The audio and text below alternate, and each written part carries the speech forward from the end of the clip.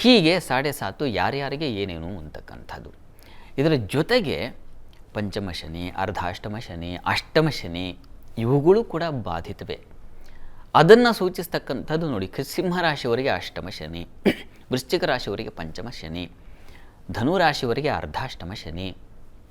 ಈ ಶನಿಶ್ಚರನ ಒಂದು ತೊಡಕಿದೆಯಲ್ಲ, ಆ ಪ್ರವೇಶ ಹಾಗೆ ಶನಿ ಪ್ರಭಾವ ಇದೆಯಲ್ಲ, ಅದು ಕೂಡ ನಿಮಗೆ ಸ್ವಲ್ಪ ತೊಡಕನ್ನು ಉಂಟು ಮಾಡುತ್ತೆ. ಇದರ ಹೊರತಾಗಿ ಮತ್ತೂ ಒಂದಷ್ಟು ಗ್ರಹಗಳಿದ್ದಾವೆ. ಶನಿ ದೃಷ್ಟಿ ಬೀಳ್ತಕ್ಕಂಥದ್ದು ಮತ್ತು ಶನಿಶ್ಚರ ಸಪ್ತ ಅಂದರೆ ಯಾವ್ಯಾವ ಕ್ಷೇತ್ರದಲ್ಲಿದ್ದಾನೋ, ಯಾವ್ಯಾವ ರಾಶಿಯವರಿಗೆ ಯಾವ್ಯಾವ ಸ್ಥಾನ ಉಂಟಾಗುತ್ತೋ, ಉದಾಹರಣೆಗೆ ಕನ್ಯಾ ರಾಶಿಯವರಿಗೆ ಸಪ್ತಮ ಸ್ಥಾನವಾಗುತ್ತೆ, ನಂತರ ಸಿಂಹರಾಶಿಯವರಿಗೆ ಅಷ್ಟಮ ಸ್ಥಾನ, ಹೀಗಾಯಿತು.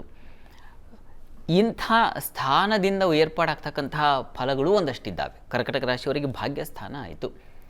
ಹೀಗೆ ಆ ಸ್ಥಾನಗಳಿಂದಲೂ ಶನೈಶ್ಚರದಿಂದಾಗಿ ಸ್ವಲ್ಪ ಏರುಪೇರುಗಳು ಉಂಟಾಗುವ ಸಾಧ್ಯತೆಗಳಿದ್ದಾವೆ.